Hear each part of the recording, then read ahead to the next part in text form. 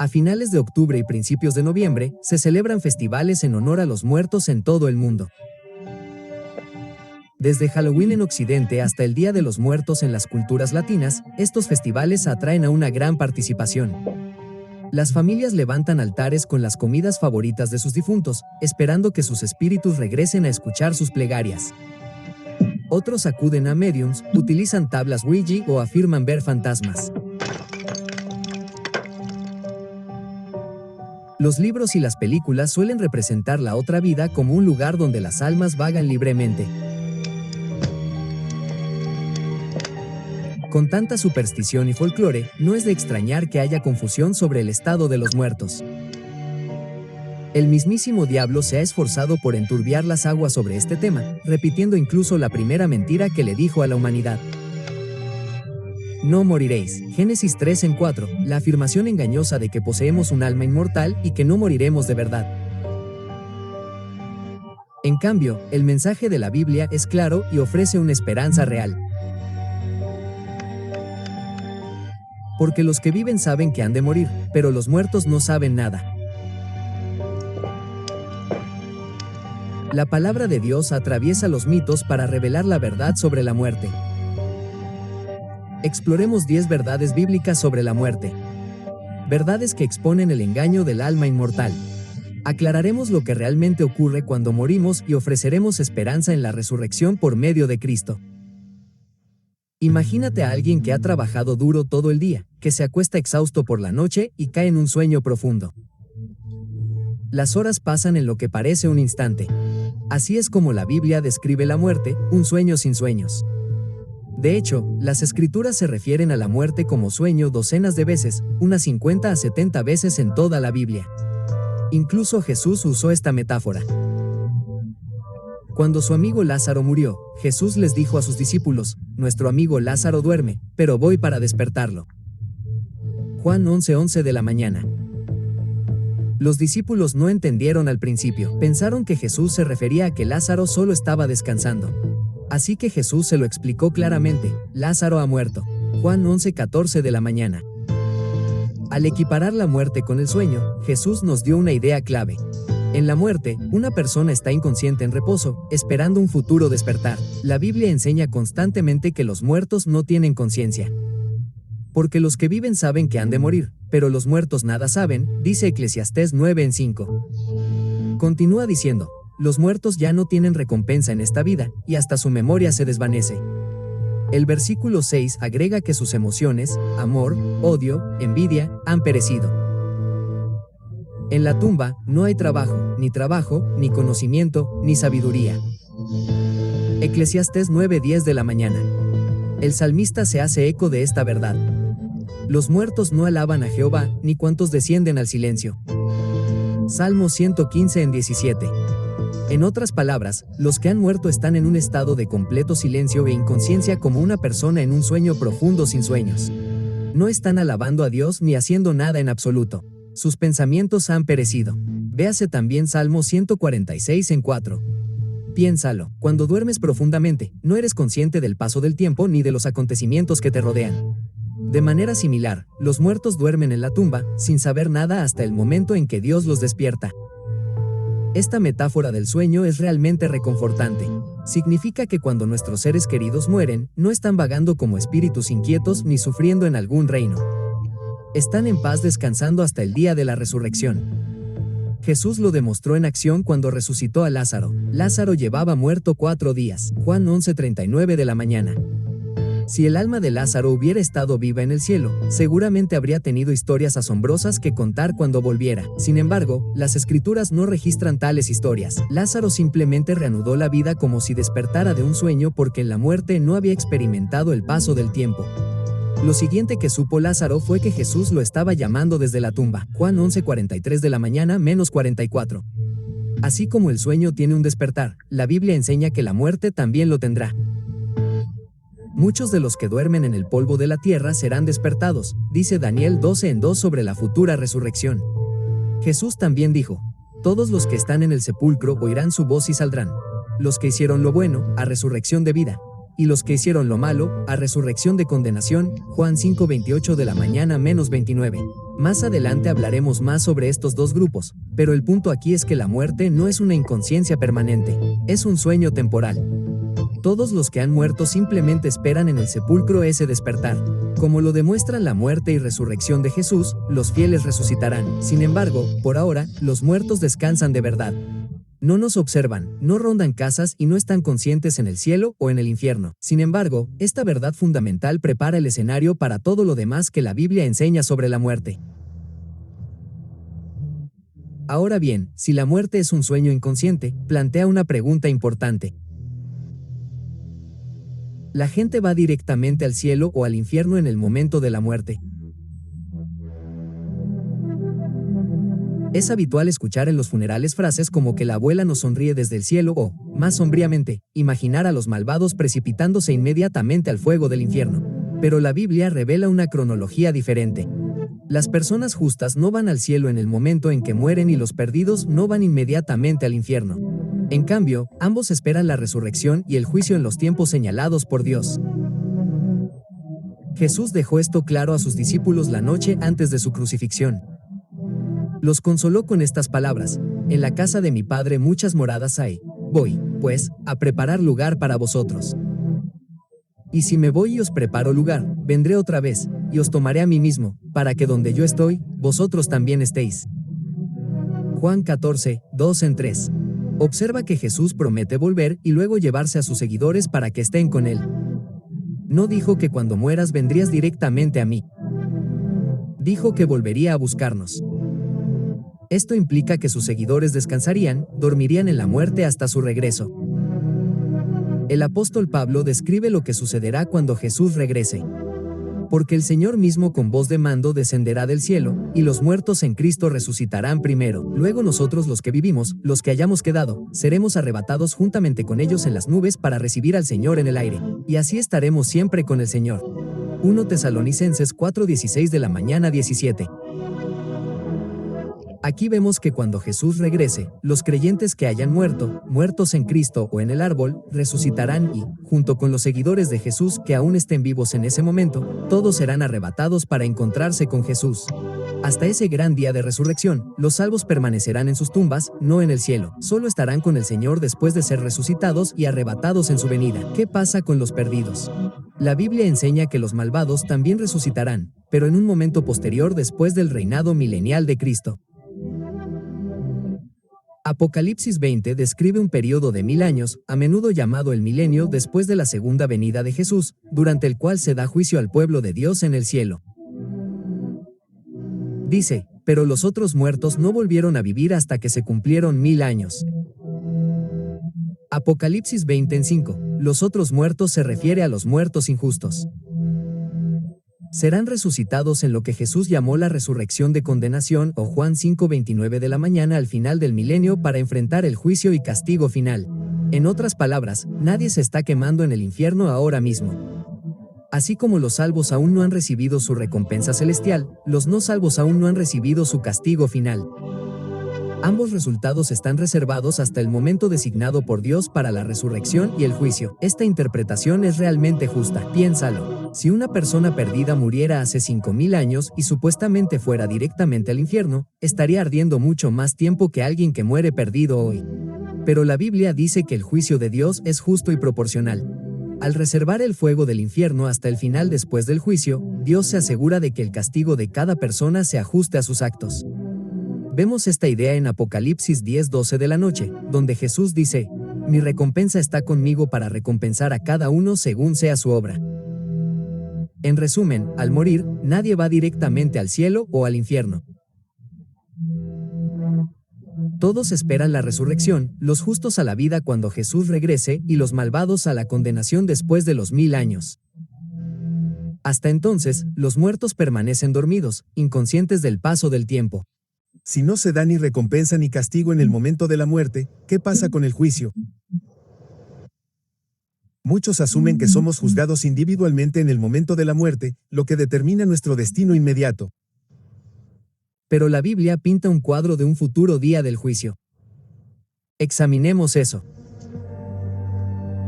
está establecido para los hombres que mueran una sola vez, y después de esto el juicio. Hebreos 9:27 de la mañana. Este versículo a menudo se malinterpreta. Algunos creen que implica un juicio inmediato justo después de que cada persona muere. En realidad, está enfatizando que solo vivimos una vez y enfrentaremos el juicio algún día después de morir. No es que el juicio ocurra el mismo día de nuestra muerte. El resto de las escrituras aclara cuándo ocurre el juicio de Dios.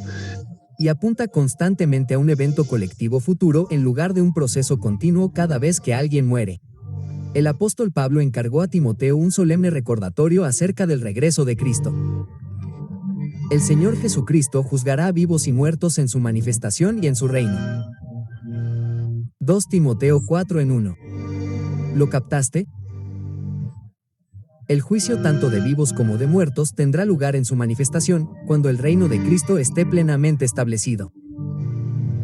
Jesús mismo dio a entender este juicio futuro, porque el Hijo del Hombre vendrá en la gloria de su Padre con sus ángeles, y entonces recompensará a cada uno conforme a sus obras.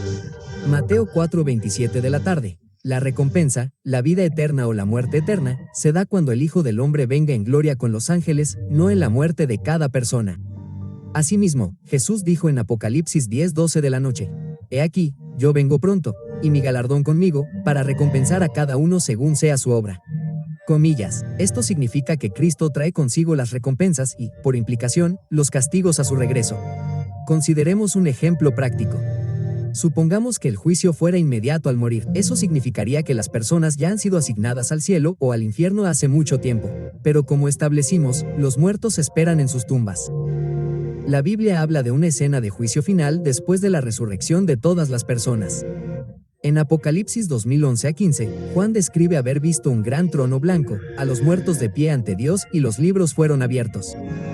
Los muertos fueron juzgados por las cosas que estaban escritas en los libros según sus obras. Solo después de este juicio las personas son arrojadas al lago de fuego por los perdidos o se les concede acceso a la ciudad santa por los salvos. Este es un evento futuro. Es reconfortante saber que el juicio de Dios es exhaustivo y justo, teniendo en cuenta el registro de la vida, los libros de cada persona, en lugar de una decisión en el momento de la muerte. También significa que nadie puede influir en su destino después de haber muerto. Su libertad condicional se cierra al morir y esperan el veredicto en el juicio final. No podemos orar para sacar a alguien del infierno ni pagarle para que entre al cielo. Más adelante hablaremos más sobre las segundas oportunidades. Nuestra oportunidad de elegir a Dios es ahora en esta vida, antes de enfrentar la muerte y el juicio posterior. Como dice 2 Corintios 6:2, ahora es el día de salvación. Porque el juicio aún no se ha ejecutado, los muertos permanecen en sus tumbas hasta el momento señalado. Jesús regresará para resucitar a su pueblo y comenzar el juicio del mundo. Saber esto nos insta a vivir con propósito y fe. Ahora nuestras decisiones diarias importan y un día después de esta vida, veremos las consecuencias en el juicio. Pero hasta entonces, los que han muerto no están experimentando el cielo ni el infierno. Descansan esperando la justa decisión de Dios. Entender que los muertos están durmiendo y aún no han sido juzgados nos lleva a otra perspectiva crucial. No pueden interactuar con los vivos. Sin embargo, muchos afirman ver o tener noticias de sus seres queridos fallecidos. ¿Son reales esas experiencias? Si los muertos no saben nada, ¿con quién o qué se encuentran las personas? ¿Alguna vez has escuchado un golpe en la noche y te has preguntado si era un fantasma? O tal vez conoces a alguien que jura haber sentido la presencia de un familiar fallecido. Tales experiencias son sorprendentemente comunes. Una encuesta de 2012 descubrió que el 45% de los estadounidenses dijeron creer en fantasmas. Y muchas personas, incluso celebridades, afirmaron haber visto o interactuado con espíritus. Por ejemplo, la actriz Kate Hudson contó una vez que vio el fantasma de una mujer sin rostro y se sintió reconfortada por lo que creía que era el espíritu de su abuela que la visitaba. La ex primera dama Nancy Reagan incluso dijo que veía y hablaba con el espíritu de su difunto esposo, el presidente Ronald Reagan, por la noche. Estas historias nos llegan al corazón, especialmente la idea de los seres queridos que nos cuidan. Pero la palabra de Dios nos da una advertencia clara. Los muertos en realidad no pueden regresar a sus hogares ni comunicarse con los vivos. Las escrituras establecen claramente la imposibilidad de contacto con los muertos. Job 7:9-10 dice, como la nube se consume y se desvanece, así el que desciende al Seol no subirá más. No volverá más a su casa, ni su lugar lo conocerá más. Cuando alguien muere, no se queda en su casa como un fantasma. La Biblia dice que ya no regresan de esa manera. Entonces, si las personas parecen encontrarse con el espíritu de un muerto, ¿con quién se están encontrando? La incómoda verdad es que los espíritus demoníacos pueden hacerse pasar por muertos para engañar a los vivos. Satanás y sus ángeles caídos son muy capaces de aparentar ser algo que no son. La Biblia incluso dice que Satanás puede hacerse pasar por un ángel de luz. Si puede fingir ser un hermoso ángel santo, él y sus demonios pueden sin duda fingir ser una abuela fallecida, un fantasma famoso o cualquier guía espiritual. Su objetivo es reforzar la mentira de que el alma es inmortal y alejar a las personas de la confianza en la palabra de Dios. Debido a este peligro, Dios prohíbe terminantemente intentar consultar a los muertos. Deuteronomio 6:10 de la tarde -12 advierte que nadie consulte a adivinos ni a nigromantes, ni se comunique con muertos. Porque cualquiera que haga estas cosas es abominación a Jehová. En el antiguo Israel, los médiums y las brujas eran desterrados o castigados con la muerte. Levítico 8:27 de la noche. Porque sus prácticas abrían la puerta a la influencia demoníaca. La fascinación actual por los fantasmas y su casa puede parecer una curiosidad o un entretenimiento inofensivo, pero la Biblia revela que es un engaño peligroso. Los ángeles malos manipulan estas experiencias, mintiendo sobre la vida después de la muerte. De hecho, la profecía indica que en el fin de los tiempos, el espiritismo se usará para engañar a muchos. Apocalipsis 6:23 de la tarde, hablando de la caída de Babilonia en el tiempo del fin, dice, por tus hechicerías fueron engañadas todas las naciones. El resurgimiento del interés en comunicarse con los espíritus está preparando a las personas para aceptar falsos milagros o mensajes, posiblemente incluso apariciones de seres queridos muertos que transmiten instrucciones contrarias a la voluntad de Dios. Jesús advirtió que en los últimos días, falsos cristos y falsos profetas mostrarían grandes señales y prodigios, suficientes para engañar, de ser posible, incluso a los elegidos. Mateo 2:4-2:4. Imagina una situación en la que un familiar querido se te aparece y te insta a seguir ciertas enseñanzas que en realidad contradicen la Biblia. Si no sabes la verdad sobre la muerte, que los muertos no pueden contactarnos, podrías dejarte llevar fácilmente por un estratagema emocional de este tipo. Lo más amoroso que puede hacer Dios es decirnos la verdad. Nuestros seres queridos fallecidos no vagan por la tierra como espíritus. Si aparece algo sobrenatural que dice ser ellos, podemos estar seguros de que no es de Dios. Esta verdad puede resultar pesada, pero en realidad es liberadora. Nos aleja de las prácticas ocultas peligrosas y nos devuelve a confiar en el Señor. Podemos consolarnos pensando que nuestros seres queridos que han muerto en la fe descansan seguros, fuera del alcance de cualquier sufrimiento o manipulación demoníaca. Están dormidos en Jesús esperando la resurrección. Y podemos confiar en que cuando percibimos algo paranormal, tenemos la autoridad de las Escrituras para rechazarlo, sabiendo que no es realmente la abuela o el tío Joe. La verdad de Dios es nuestra protección. Ahora bien, ¿por qué tanta gente cree en fantasmas o en un alma inmortal que sigue viva después de la muerte? Gran parte de ello se debe a una enseñanza arraigada de que el alma es inherentemente inmortal. Hemos hablado de cómo la primera mentira de Satanás a Eva, no moriréis, plantó esta idea. Examinemos la clara enseñanza de la Biblia. Los humanos no tienen almas inmortales por naturaleza. Uno de los engaños más persistentes es la idea de que dentro de cada uno de nosotros hay un alma inmortal que nunca muere. Este concepto aparece en muchas religiones y filosofías. Las antiguas creencias paganas, la filosofía griega, como las enseñanzas de Platón, e incluso algunas tradiciones cristianas lo han adoptado. Pero la Biblia lo rechaza rotundamente. Las Escrituras enseñan que solo Dios posee la inmortalidad de forma inherente. Los seres humanos son mortales. Morimos. Cualquier inmortalidad futura que esperemos es un regalo de Dios a través de la resurrección, no algo que tengamos de forma natural. Consideremos estas claras declaraciones bíblicas. 1 Timoteo 6:16 de la mañana dice: el único que tiene inmortalidad es Dios, que habita en luz inaccesible. Y la palabra de Dios enfatiza repetidamente la mortalidad de nuestras almas. En Ezequiel 18:4, Dios declara: he aquí, todas las almas son mías, el alma que peque, esa morirá. Lejos de ser inmortal, el alma está sujeta a la muerte. De hecho, la paga del pecado es muerte. Romanos 6:23 de la mañana. No la vida eterna en el cielo o el infierno, sino la muerte. Romanos 6:23 de la mañana contrasta esto con la esperanza que tenemos. Pero el regalo de Dios es vida eterna en Cristo Jesús Señor nuestro. La vida eterna es un regalo, algo que recibimos. Es decir, no la poseemos automáticamente por tener un alma inmortal. Si ya tuviéramos un alma inmortal, la vida eterna no sería un regalo de Dios. Sería nuestro estado predeterminado. Pero está claro que no lo es. La idea del alma naturalmente inmortal se remonta a esa mentira en el Edén. Dios les dijo a Adán y Eva que la desobediencia resultaría en la muerte. Génesis 9:17 de la noche.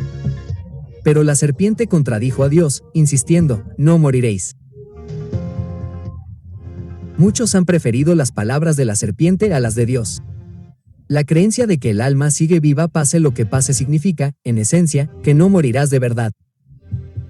No es casualidad que las religiones paganas, egipcias, griegas, etc., desarrollarán conceptos complejos sobre la vida después de la muerte, en la que las almas persisten, y que esto se filtrara en el pensamiento cristiano a lo largo de los siglos. Es un engaño que socava la verdad de las Escrituras.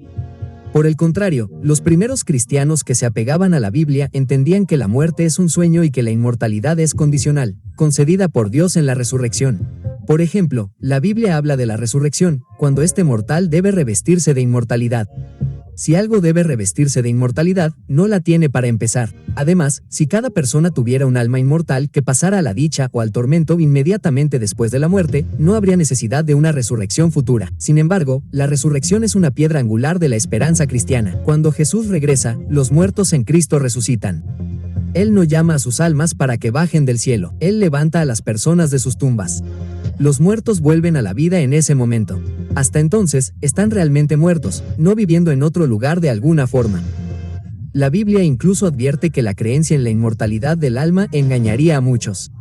En los últimos días, las personas serán atraídas por espíritus precisamente porque asumen que esos espíritus son almas inmortales de los muertos. Conocer la verdad nos protege. En resumen, en ninguna parte la Biblia enseña que los seres humanos posean un alma inmortal. En cambio, enseña que las almas pueden morir, que solo Dios es inherentemente inmortal y que recibimos la inmortalidad solo a través de Cristo en la resurrección. Esto nos hace humildes y exalta a Dios como la fuente de vida. También resalta maravillosamente la gracia en el Evangelio. La vida eterna no es algo que tengamos por naturaleza, es algo que Dios nos ofrece amorosamente a través de su Hijo. Si nuestras almas no son inmortales por sí mismas, entonces ¿qué es exactamente un alma? ¿Y qué pasa con el espíritu? Muchas personas usan esos términos a la ligera, imaginando un alma o espíritu como una entidad fantasmal dentro de nosotros. Pero las definiciones de la Biblia son concretas y esclarecedoras, como veremos a continuación.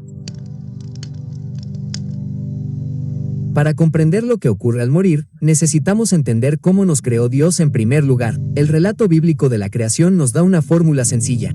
Cuerpo más aliento es igual a alma. Génesis 2:7 describe la creación del primer hombre, Adán. Y Jehová Dios formó al hombre del polvo de la tierra, y sopló en su nariz aliento de vida, y fue el hombre un ser viviente. Observa que no dice que el hombre recibió un alma como un objeto separado. Dice que el hombre se convirtió en un ser viviente una vez que el aliento de vida se añadió a su cuerpo. La palabra hebrea para alma, nefesh, significa básicamente un ser viviente, una persona. Algunas traducciones modernas la traducen como ser viviente. Así que, según las Escrituras, un alma no es un fantasma inmaterial dentro de ti. Eres tú como una persona viviente completa. Piensa en una bombilla. La bombilla en sí misma es como el cuerpo hecho de sustancia material. La electricidad que fluye hacia la bombilla es como el aliento de vida de Dios. Cuando tienes la bombilla más electricidad, obtienes luz. En esta analogía, la luz es como el alma. Es el resultado de combinar cuerpo y aliento. Si desconectas la corriente, la luz se apaga. No viaja a ningún otro lugar, simplemente deja de existir hasta que se restablece la corriente. De la misma manera, cuando una persona muere, el polvo del cuerpo regresa a la tierra y el espíritu, el aliento de vida, regresa a Dios que se lo dio, y el alma de la persona viva deja de existir como alma viviente. No es que un alma se vaya flotando, sino que la persona ha dejado de vivir. El Salmo 146 lo describe. Cuando un hombre muere, su aliento sale. Regresa a su tierra. En ese mismo día, sus pensamientos perecen. El espíritu que regresa a Dios es el aliento que da vida, no un ser consciente o una personalidad que experimenta cosas. Job 27:3 equipara el espíritu de Dios en sus narices con su aliento. Entonces, el espíritu es esencialmente el aliento o la vitalidad de vida que Dios sopló en los humanos en la creación. Cuando Dios recupera esa fuerza vital, el alma de la persona muere. La Biblia nunca describe el alma o el espíritu como una entidad inmortal que puede pensar o sentir después de la muerte. La gente suele usar alma y espíritu indistintamente con esa idea, pero bíblicamente tienen significados distintos. Alma, ser vivo, tú, yo, una persona que está viva. Espíritu, aliento de vida de Dios, la chispa de vida que nos anima. Con esto en mente, muchos versículos confusos se aclaran. Por ejemplo, Eclesiastés 12:7 dice, cuando el hombre muera, el polvo volverá a la tierra, como era, y el espíritu volverá a Dios que lo dio. Eso es exactamente lo que vimos en Génesis, solo que al revés. En la creación, polvo más aliento es igual a alma viviente. En la muerte, el proceso se invierte. El cuerpo vuelve al polvo y el aliento, espíritu, regresa a Dios. No se menciona un alma consciente que flote para disfrutar o sufrir. Tal idea simplemente está ausente en las Escrituras. Incluso usamos la palabra alma de una manera que concuerda con la Biblia sin darnos cuenta. Si un barco se hunde, las noticias podrían decir que perecieron 200 almas. Quieren decir que murieron 200 personas. No es que salieran 200 fantasmas. O que alguien escapara por poco de un accidente. Eso sí que fue una llamada de atención. No se perdió ni un alma. De nuevo, alma equivale a persona. La Biblia lo usa de forma similar. También llama almas vivientes a los animales. En Génesis 1, se usa la misma palabra nefesh para las criaturas. Un alma es cualquier ser vivo. Por eso Ezequiel 18:4 puede decir, el alma que peca, esa morirá, porque las almas humanas pueden morir y mueren. Entender esta verdad elimina mucha confusión. Nos dice que dependemos totalmente de Dios para vivir. No tenemos una parte separable de nosotros que viva de forma independiente. Nuestra esperanza más allá de la muerte no reside en una inmortalidad innata, sino en el poder de Dios para resucitarnos. Jesús dijo, yo soy la resurrección y la vida. Juan 11:25 de la mañana. La vida después de la muerte viene a través de Él, no de una naturaleza inmortal dentro de nosotros. Y esas son buenas noticias. Significa que nuestras vidas y futuros están seguros en las manos de Dios, no flotando en un estado desconocido.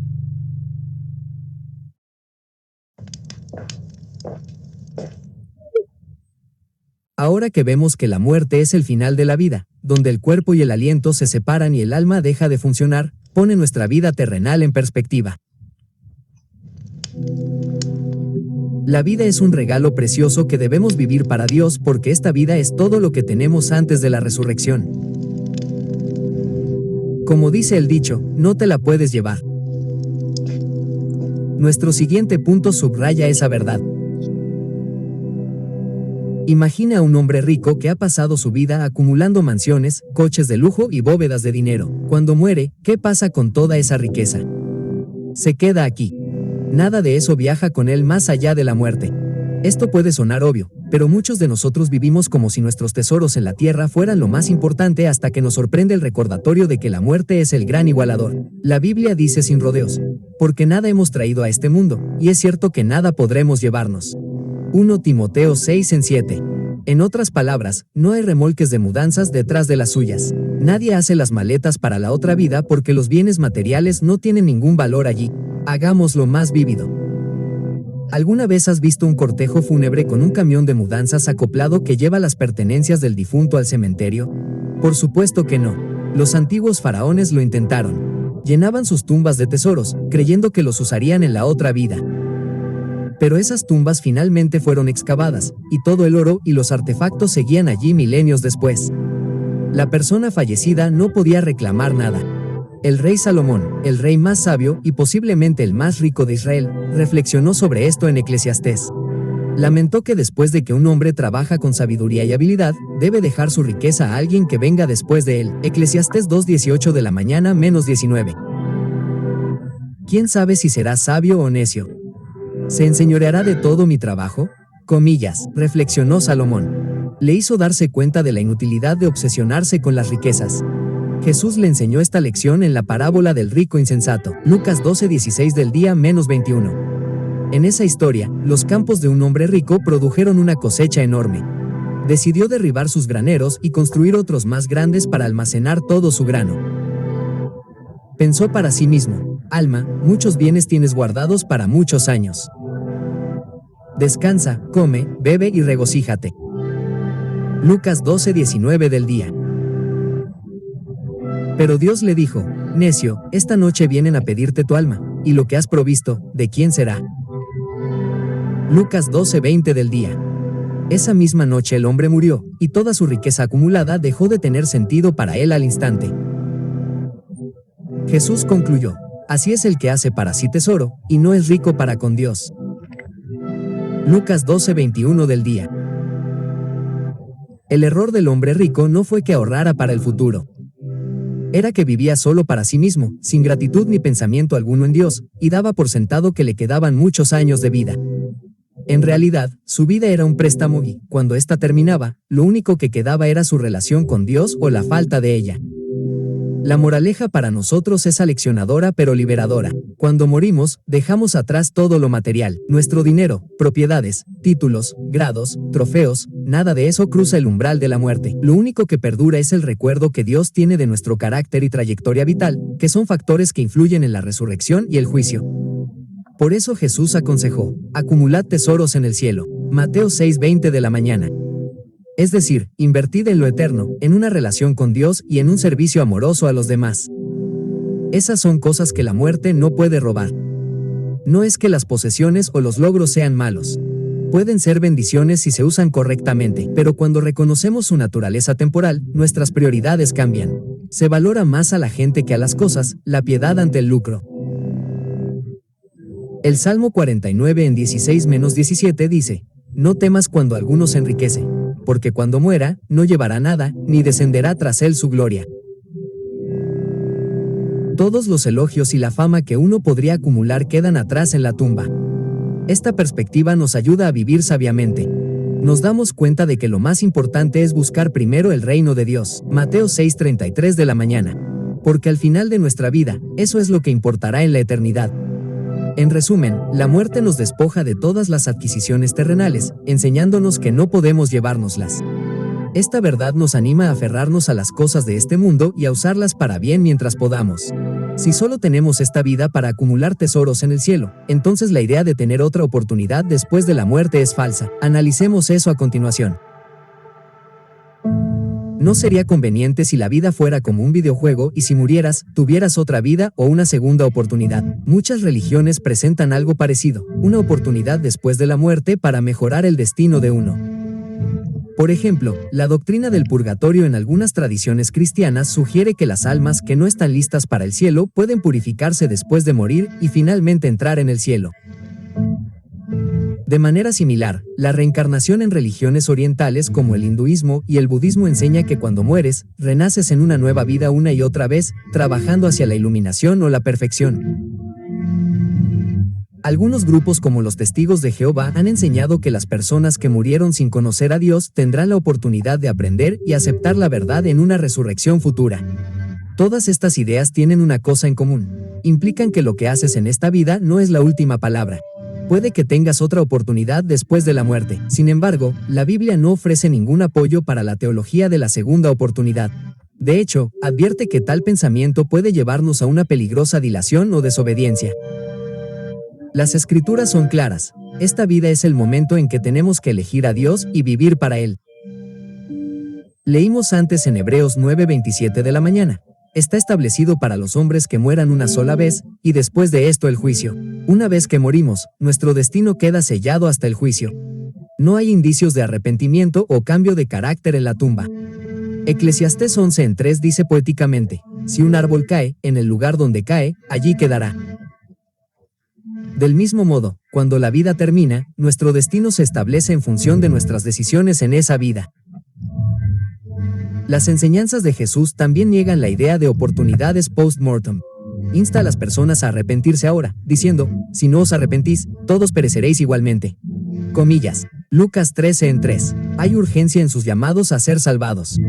En la parábola del hombre rico y Lázaro, Lucas 4:19 de la tarde, 31, si bien la historia es una parábola con elementos simbólicos y no pretende enseñar el estado de los muertos de manera literal, un mensaje claro es que se abre un gran abismo después de la muerte.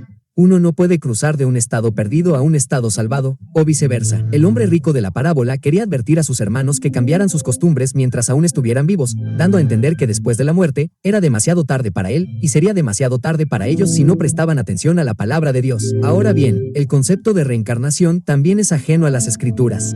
La Biblia enseña sistemáticamente la resurrección, no la reencarnación. No volvemos como otra persona o criatura. Dormimos hasta la resurrección. El rey David escribió que cuando un hombre muere, regresa a su tierra. En ese mismo día, sus pensamientos perecen. Salmo 146:4. No hay conciencia continua para comenzar un nuevo ciclo de vida. Además, 2 Corintios 5:10 de la mañana dice: es necesario que todos comparezcamos ante el tribunal de Cristo, para que cada uno reciba según lo que haya hecho mientras estaba en el cuerpo, sea bueno o sea malo. El juicio se basa en lo que hicimos en este cuerpo, en esta vida. No tenemos varias vidas para hacerlo bien. ¿Por qué es esto importante? Porque creer en segundas oportunidades después de la muerte puede hacer que las personas se vuelvan complacientes. Es un engaño que puede llevar a muchos a retrasar el compromiso con Dios, pensando: tendré otra oportunidad más tarde. Como dice un proverbio moderno, el camino del después lleva al pueblo del nunca. Comillas. La Biblia nos implora hoy que si escuchan su voz, no endurezcan sus corazones en Hebreos 4:7. Hoy es el día para elegir seguir a Cristo porque una vez que nuestros ojos se cierran en la muerte, el siguiente evento para nosotros será la resurrección y el juicio, no un periodo de recuperación o una nueva vida en la tierra. Esta verdad puede sonar severa, pero en realidad es una expresión del respeto de Dios por nuestro libre albedrío. Él nos da esta vida para buscarlo y servirlo, y honra las decisiones que tomamos. Hay una gran urgencia y propósito en cómo vivimos ahora. Sin embargo, Dios es misericordioso y nos da muchas oportunidades en esta vida para volvernos a Él. El Señor es paciente, no queriendo que ninguno perezca, sino que todos procedan al arrepentimiento. 2 Pedro 3:9. Pero su misericordia no se extiende a una segunda oportunidad indefinida más allá de la tumba, se derrama aquí y ahora. Entonces, la verdad bíblica es que morimos una vez y luego enfrentamos el juicio. No hay reencarnación, no hay limpieza del purgatorio. Esto nos motiva a tomarnos en serio nuestra relación con Dios mientras respiramos. También añade peso a la esperanza de la resurrección. Esa es nuestra siguiente experiencia consciente después de la muerte. Si hemos creído en Cristo, no en una prueba provisional. Y hablando de esperanza, eso nos lleva a la siguiente verdad vital. La muerte ha sido conquistada y por una sola persona en la historia. La muerte suele verse como la derrota definitiva. El enemigo ineludible del ser humano. Los reyes, profetas y líderes religiosos más importantes de la historia murieron. Abraham, Moisés, Buda, Confucio, Mahoma. Yacen en sus tumbas hasta el día de hoy. Pero Jesús de Nazaret es completamente único. Murió, sí, pero luego resucitó. Salió de la tumba en un cuerpo glorificado e inmortal, para no volver a morir nunca más. Al hacerlo, Jesús conquistó la muerte misma. Esta es la piedra angular de la fe cristiana y la fuente de nuestra esperanza más allá de la tumba. La resurrección de Jesús no es una fábula, es un acontecimiento bien documentado. El Nuevo Testamento ofrece múltiples testimonios de aquellos que vieron a Jesús vivo después de su crucifixión. María Magdalena, los discípulos, más de 500 personas a la vez. 1 Corintios 15:3-8. La tumba estaba vacía ese domingo por la mañana a pesar de estar custodiada por soldados romanos. La victoria de Jesús sobre la muerte nos permite confiar en sus promesas de vida eterna. Él declaró en Apocalipsis 1:18 de la mañana: Yo soy el que vivo y estuve muerto. Y aquí, estoy vivo por los siglos de los siglos, y tengo las llaves de la muerte y del Hades. Porque Jesús tiene las llaves, puede abrir la tumba y liberar a los cautivos de la muerte. Ninguna otra figura en la historia puede hacer esa afirmación. Como se ha señalado, la tumba de Buda está ocupada, la tumba de Mahoma está ocupada. Confucio, Zoroastro y todos los demás líderes religiosos ocuparon tumbas. Pero la tumba de Jesús está vacía. Por eso Hechos 4:12 de la mañana dice, en ningún otro hay salvación. Jesús demostró su divinidad y su poder sobre el enemigo que ninguno de nosotros puede derrotar por sí solo. Cuando resucitó, rompió las cadenas de la muerte, no solo para sí mismo, sino para todos los que confiaran en él. Porque si creemos que Jesús murió y resucitó, así también traerá Dios con Jesús a los que durmieron en él. Promesas 1 Tesalonicenses 4:14 de la mañana. La resurrección de Cristo es la garantía de la resurrección de sus seguidores. Se le llama primicias de los que durmieron. 1 Corintios 3:20 de la tarde, los primeros en resucitar a la vida eterna, y el resto de la cosecha lo seguirá a su venida. Piensa en la emotiva escena de Juan 11 en la tumba de Lázaro. Jesús le dijo a Marta, tu hermano resucitará. Marta, que creía en la resurrección futura, dijo, sé que resucitará en la resurrección del día postrero. Entonces Jesús proclamó, yo soy la resurrección y la vida, el que cree en mí, aunque esté muerto, vivirá. Juan 11:23 de la mañana -2. Luego demostró su poder al llamar a Lázaro para que saliera de la tumba después de 4 días de muerto. Ese fue un adelanto de lo que Jesús hará a escala mundial en su segunda venida. Debido a que Cristo conquistó la muerte no tiene por qué ser un final sin esperanza para nosotros. ¿Dónde está, oh muerte, tu aguijón? ¿Dónde, oh sepulcro, tu victoria? Pablo exaltó en 1 Corintios 3:55 de la tarde. Más gracias a Dios, que nos da la victoria por medio de nuestro Señor Jesucristo. 1 Corintios 3:57 de la tarde. El aguijón de la muerte, el pecado, fue atraído por Jesús en la cruz. Y la victoria sobre la tumba fue ganada por Jesús en la resurrección. Esto nos asegura que la muerte es un enemigo derrotado. Todavía podemos experimentarla temporalmente, pero no puede retener a los que pertenecen a Cristo, porque el Señor mismo con voz de mando descenderá del cielo, y los muertos en Cristo resucitarán primero. 1 Tesalonicenses 4:16 de la mañana. Cuando Jesús venga como Rey, llamará a sus santos dormidos del polvo, tal como llamó a Lázaro, salid.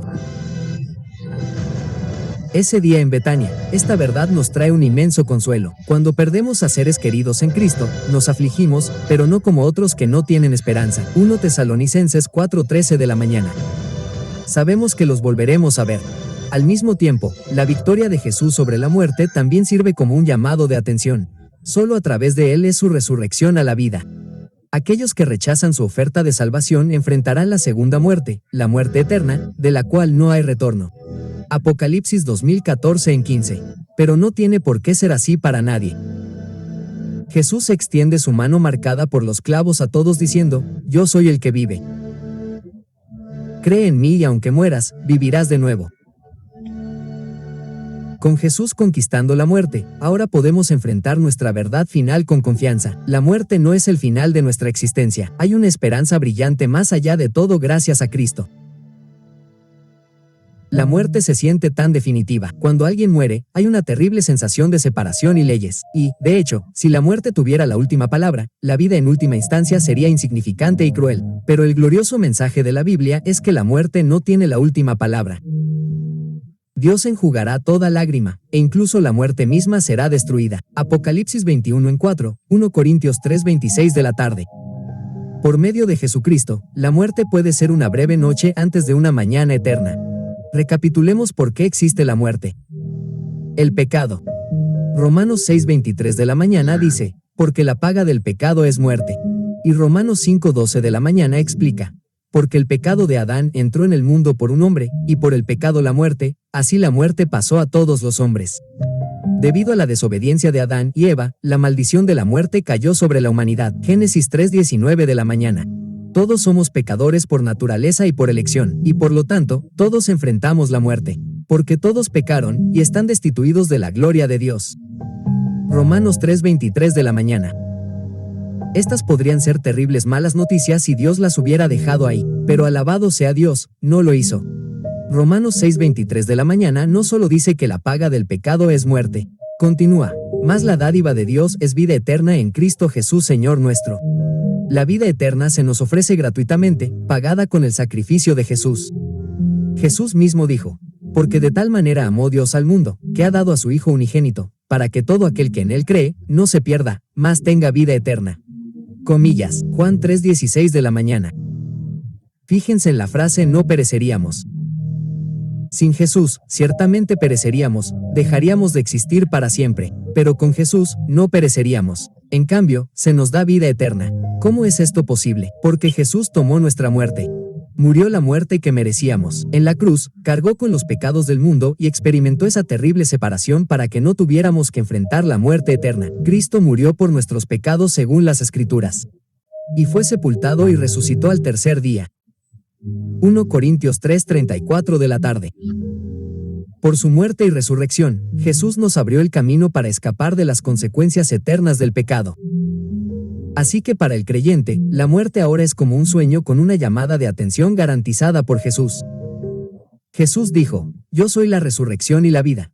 Todo aquel que vive y cree en mí, no morirá eternamente. Juan 11:25 de la mañana menos 26.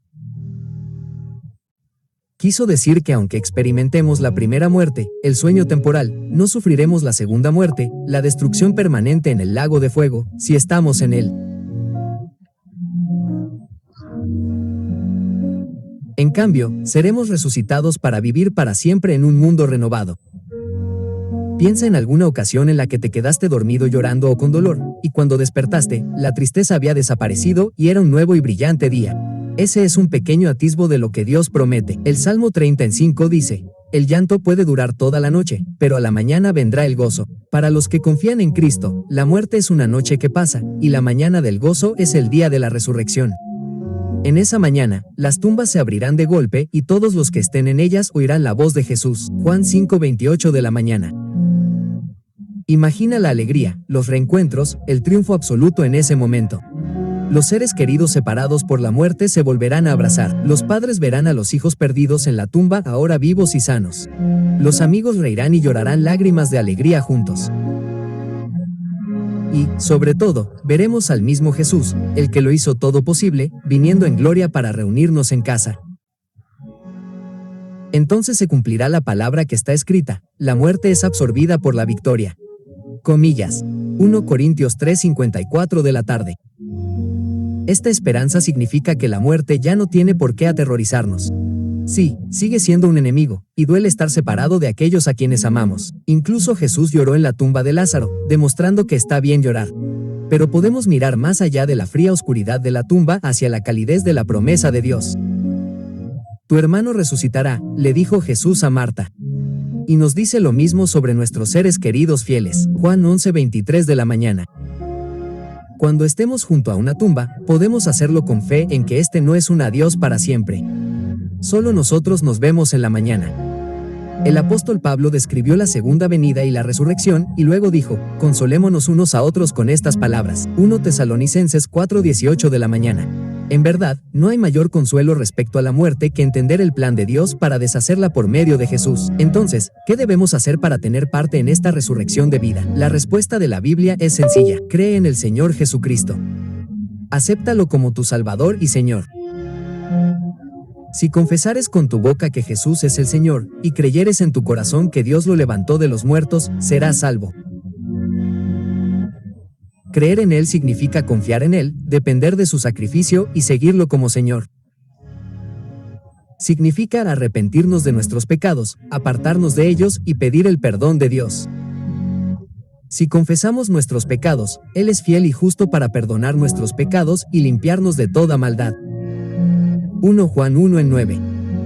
Dios está dispuesto a perdonarnos y aceptarnos en su familia porque Jesús pagó nuestra deuda. Cuando pertenecemos a Cristo, aunque muramos, tenemos la promesa de la vida eterna.